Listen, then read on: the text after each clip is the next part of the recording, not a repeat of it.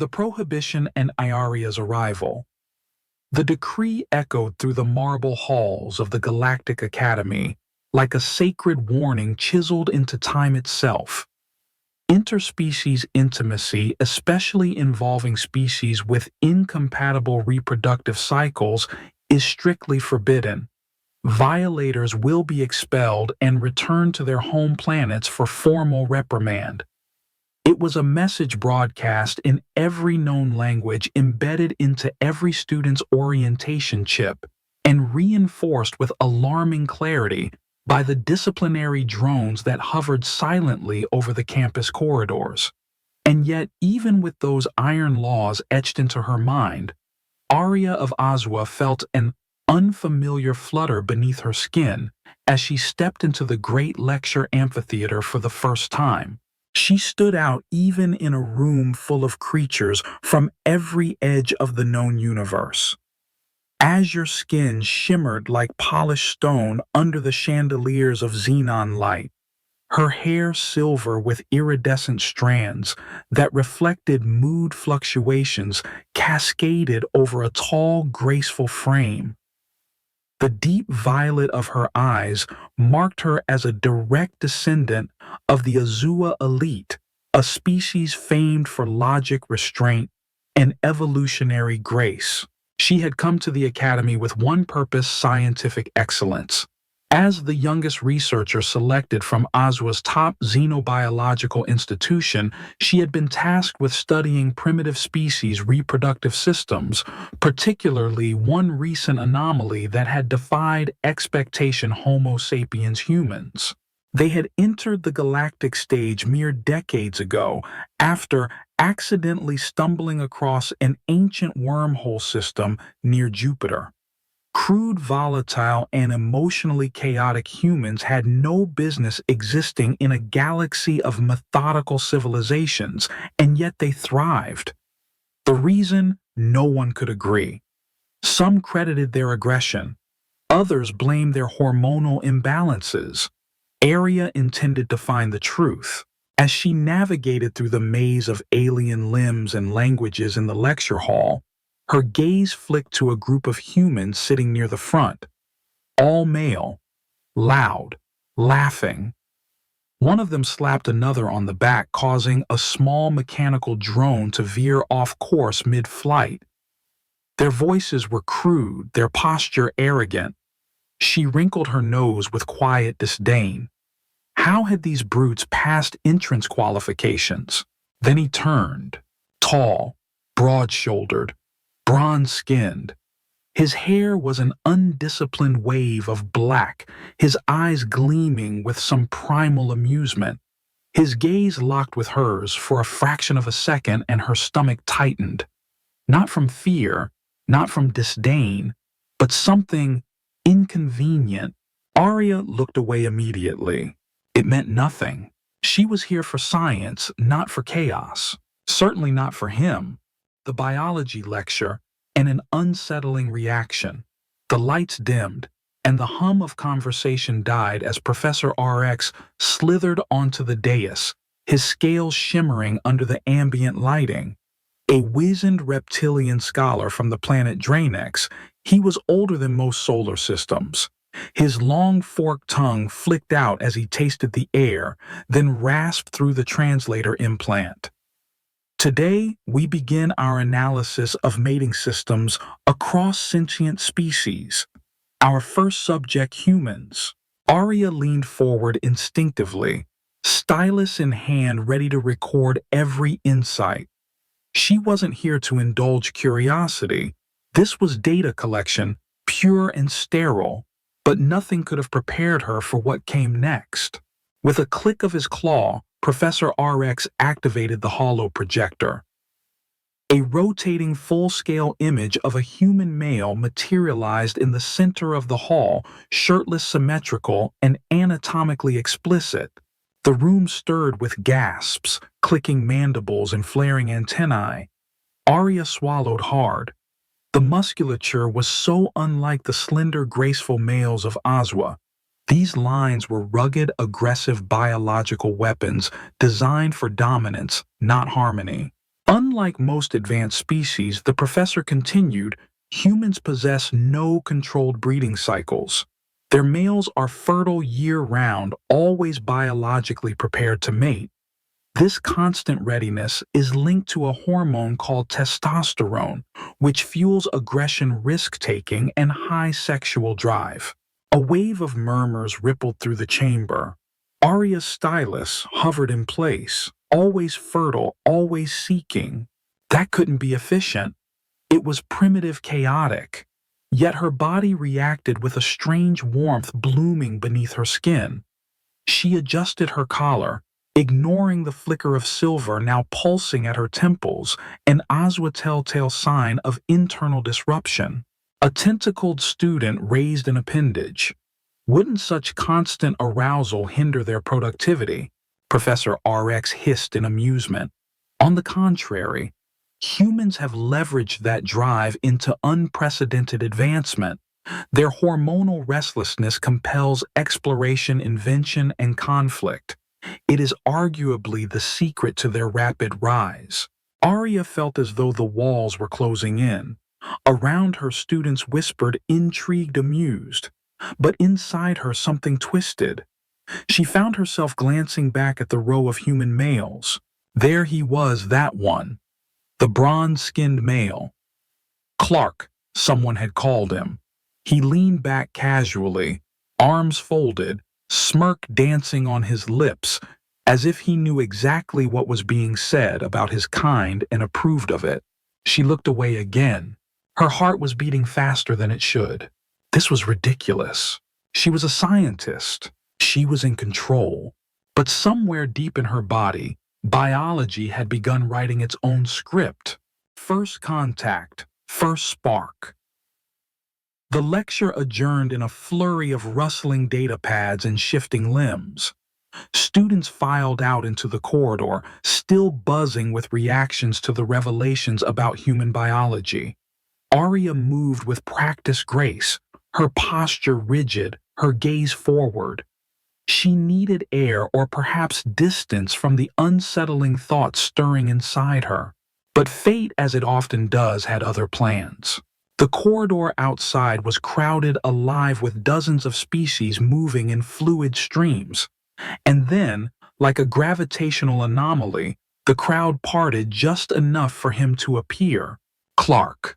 He stood leaning against a column, arms crossed over his chest, every inch of him radiating that infuriating human confidence.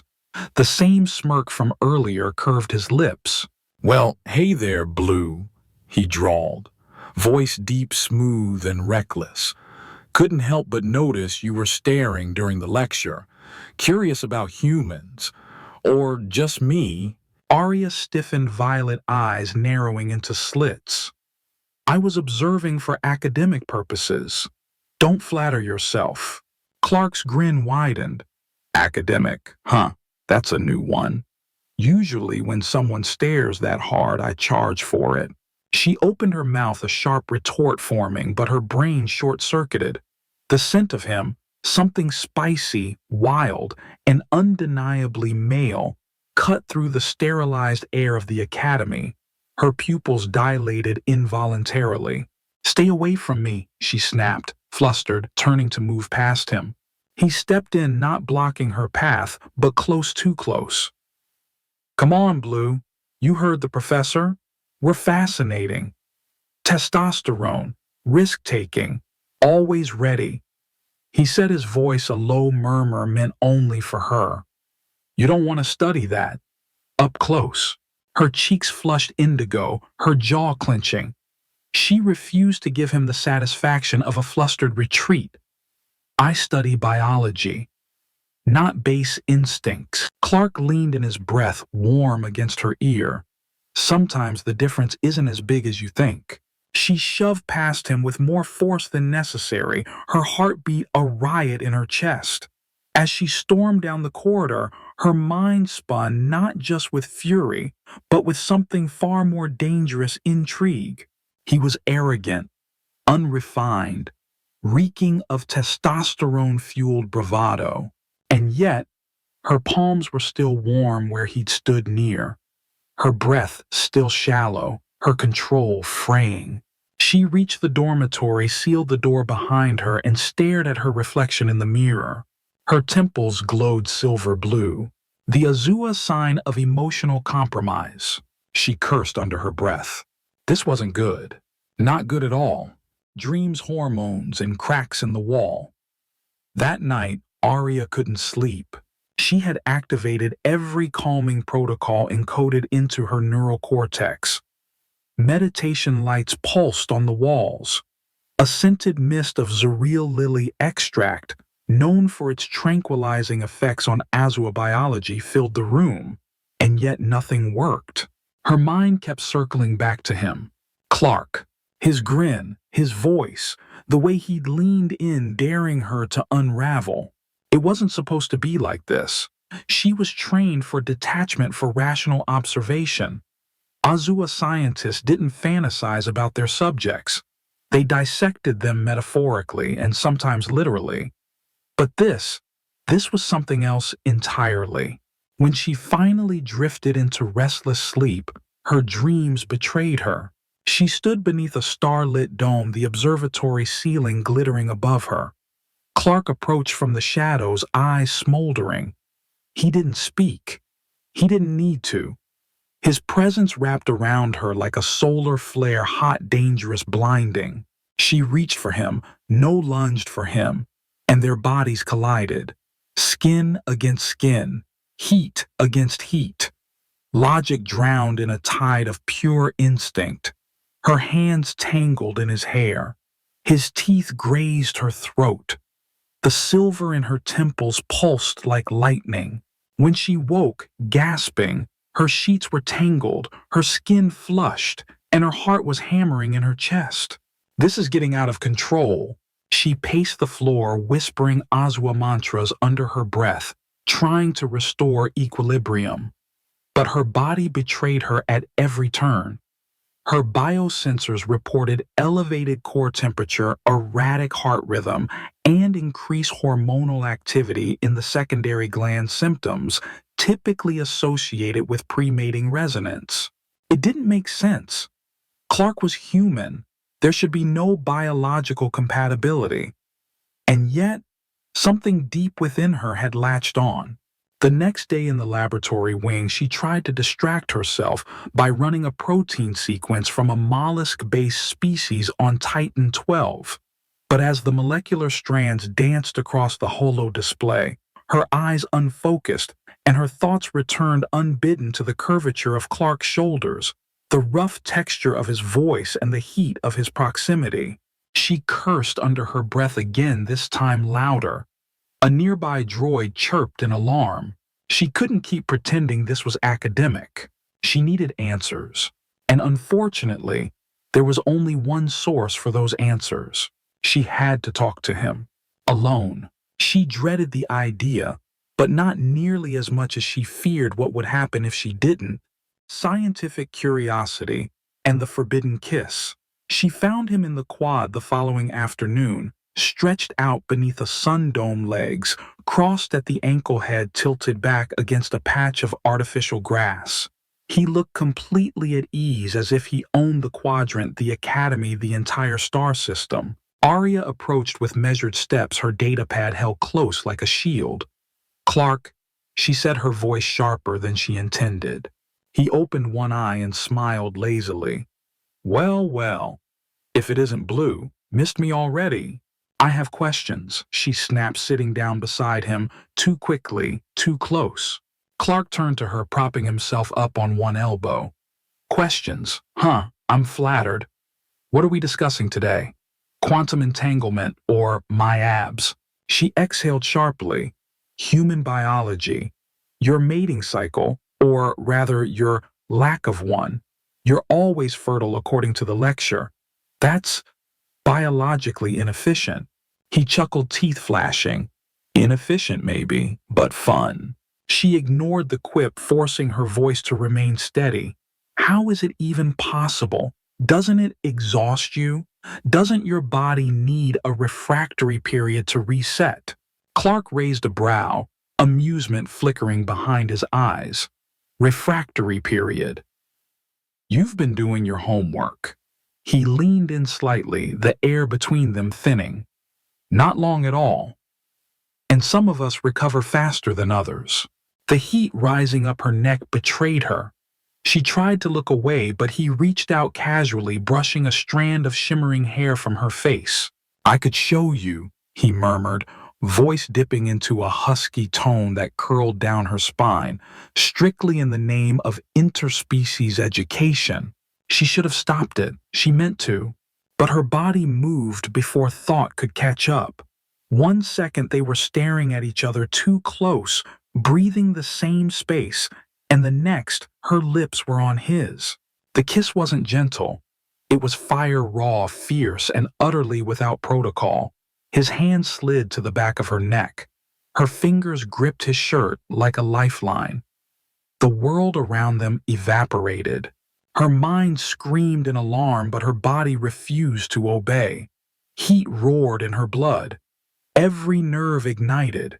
For one infinite moment, she was no longer a scientist, no longer Azwa, just a being made of want. Then she pulled back, breathless, stunned. Clark stared at her with that same maddening smirk, his voice low and victorious. Told you you were curious. Arya stood on shaky legs, clutching her data pad like it could erase what just happened. She didn't say a word. She turned and walked away. But she wasn't running from him. She was running from herself. Midnight at the observatory. 500 words. The message arrived encoded in low-band neural impulse, untraceable, unrecorded. Midnight. Observatory dome. Come alone. You want answers, I'll give you more than theories. She stared at the text for what felt like hours, heart hammering against her ribs like a caged pulse drive. It was insane, irresponsible, possibly illegal. And yet when the clock struck midnight, she was already halfway across the campus in a dark cloak. Her identity tag masked her pulse burning with something that felt disturbingly close to anticipation. The observatory loomed ahead, its dome open to the stars, crystalline panels reflecting galaxies above like a million silent witnesses. Arya stepped through the threshold and froze. Clark was there, back to her, silhouetted against starlight. He didn't turn. I knew you'd come, he said quietly. She said nothing. Words were a fragile thing in the gravity of this moment. He turned to face her eyes, catching the light like molten gold. Why'd you show up, blue curiosity, or something you're not ready to name yet? Her throat tightened. I needed clarity. Clark stepped forward, slow and sure. Then let's be honest. This isn't about science anymore. She wanted to protest, wanted to remind him and herself about logic, about consequences, about the Council's ban on cross-species entanglements. But none of that mattered when he closed the distance between them, when his hands gently cupped her face, when his thumb brushed her lower lip like it was a sacred line he was daring to cross. You want to know what it's like, he whispered, voice thick with heat. To be with a human male. Her breath hitched. Her body answered before her voice could catch up. Yes, she whispered, shame and hunger braided into one. And then his mouth was on hers again, but this time the kiss was different, deeper, desperate, as if he were unlocking something buried in both of them. She melted into him, arms winding around his shoulders, pulling him closer, anchoring herself in the storm of sensation. His jacket slipped off, her fingers tangled in his hair. When he lifted her effortlessly and carried her to the observatory platform, she didn't resist.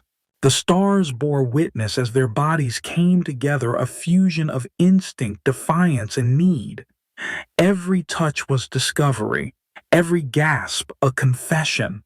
The cold floor beneath them contrasted the fever in their skin. For the first time in her life, Arya didn't think, didn't calculate. She surrendered to the moment, to the madness, to him. Later, wrapped in silence, their breath slowly calming, Clark whispered against her hair, "That wasn't just biology." She didn't respond. She couldn't. Because deep down, she knew this wasn't just desire. It was the beginning of something far more dangerous and far more real. Consequences and whispers. The days that followed passed in a haze. Lectures came and went. Lab assignments blurred together. But Arya felt untethered like a satellite cut loose from its orbit drifting towards something she couldn't define. Her body was changing. It started with minor anomalies. Elevated temperature even in cold chambers. Heightened sensory sensitivity. A strange surge in pheromonal output, evident from the way droids malfunctioned around her, their scanners registering conflicting hormonal signatures. Then came the flickers of nausea during hyperspace simulation, the sudden headaches. The silver hue in her temples no longer pulsed, it glowed. At first she thought it was stress, guilt, a residual effect of the forbidden encounter at the observatory. But then the scans confirmed it. She hadn't just been with Clark. She had been altered by him. The genome monitor on her internal biochip flagged a potential anomaly, a fusion marker, something that shouldn't exist, something hybrid. She disabled the alert immediately and purged the data trail. If the council saw this, she'd be detained, investigated, possibly exiled, or worse, used as a test subject. Still, secrets have a scent, and someone had already picked it up. "You smell wrong," said a voice behind her one afternoon in the library. Arya turned. It was Kireth, a fellow Azua student, and longtime rival, his sharp features twisted into suspicion. "Excuse me," she said, masking her alarm with practiced indifference. "Your hormonal signature," Kireth pressed. "There's a human trace on you. It's been lingering for days." She stepped back. "That's absurd." Is it his violet eyes narrowed? "You've been distant, distracted, and lately you reek of mammalian pheromones." He leaned in. "Did you break the protocol, Arya?" A cold chill shot down her spine. "Leave me alone." "Don't worry," he whispered, tone venomous. "I haven't reported it. Yet. But the moment your little experiment puts the rest of us at risk, I will." He turned and vanished between the data shelves, leaving her heart pounding in her ears. That night she sat in her dorm chamber in the dark, fingers trembling as they hovered over her communicator. She wanted to call Clark, to demand answers, to confess everything, but she didn't. Instead, she curled up on her bed and pressed a hand to her abdomen, not out of fear, but out of instinct. Something was changing. Something was growing.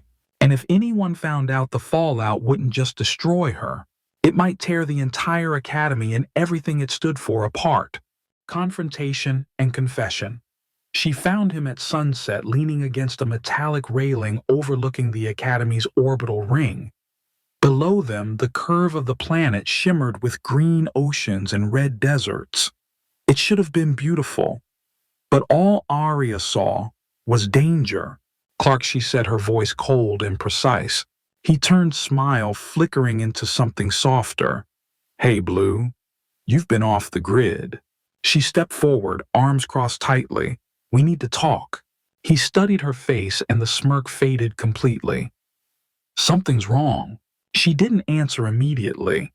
Instead, she handed him the encrypted data spike, her biometrics genetic scans, and the flagged fusion marker. Clark slid it into his wrist console. His eyes widened. "This is real?" he asked quietly. "You tell me," Arya replied. "What did you do to me?"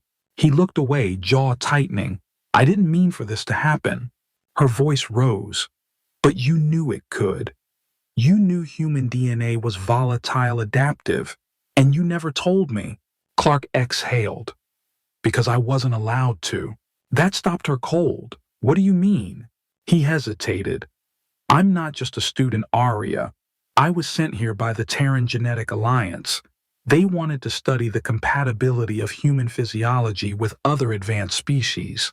I was supposed to observe, report, nothing more." Her stomach turned. "So I was part of a mission report." "No," he stepped closer. At first, yes, I was assigned to monitor interspecies interactions. But the moment I met you, that all changed. Don't, she whispered. Don't try to separate the science from the seduction. Clark's voice cracked. I didn't seduce you, not intentionally. But gods, I couldn't stay away from you either. You're not just a data point to me. You never were. She looked at him, fury and betrayal twisting inside her like a double helix. I broke every protocol, every law of my people for you. I broke mine too, he said, his voice barely above a breath. They'll strip me of my clearance when this gets out. I'll be blacklisted, maybe imprisoned. Then why, she asked, voice trembling. Clark's gaze met hers, unguarded. Because I fell for you. I didn't plan it. I didn't even believe it was possible, but I did. I do. Silence.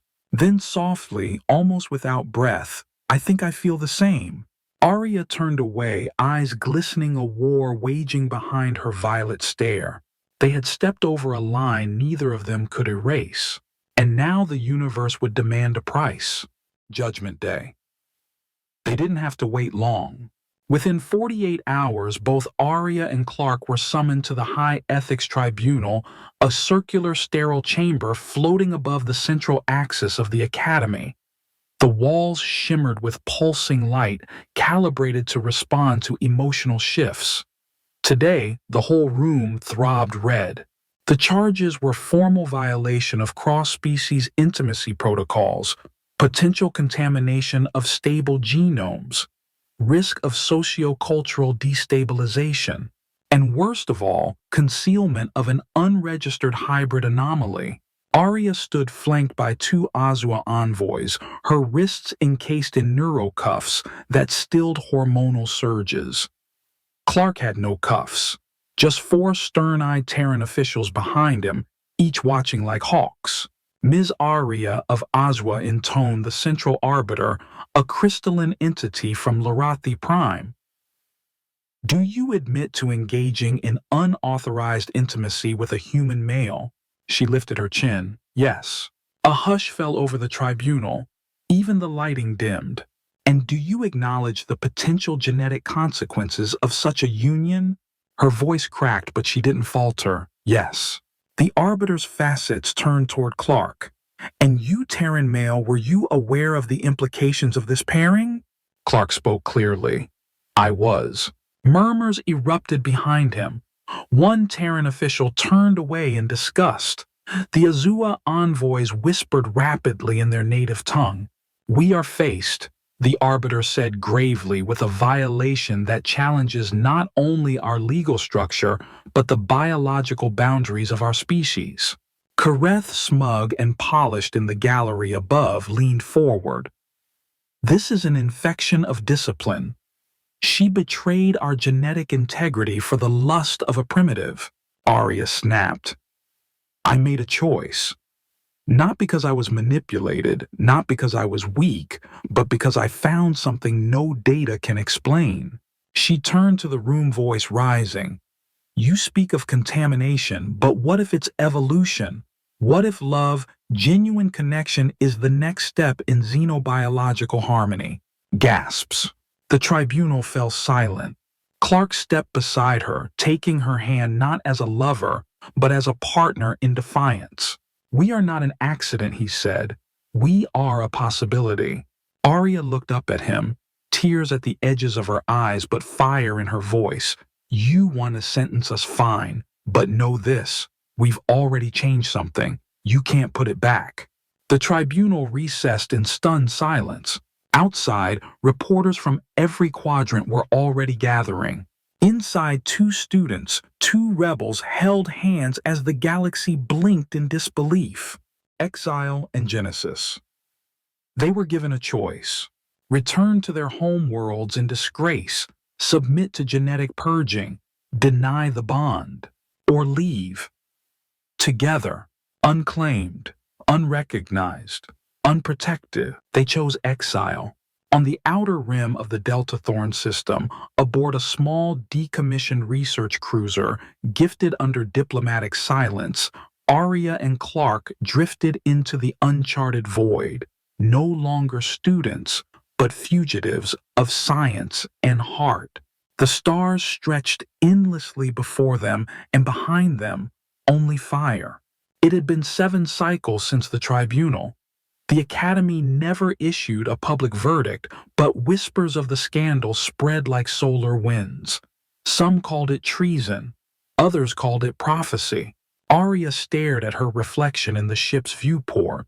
Her violet eyes still burned with Azua brilliance, but the silver pulses at her temples had deepened a sign of biological fusion still at work.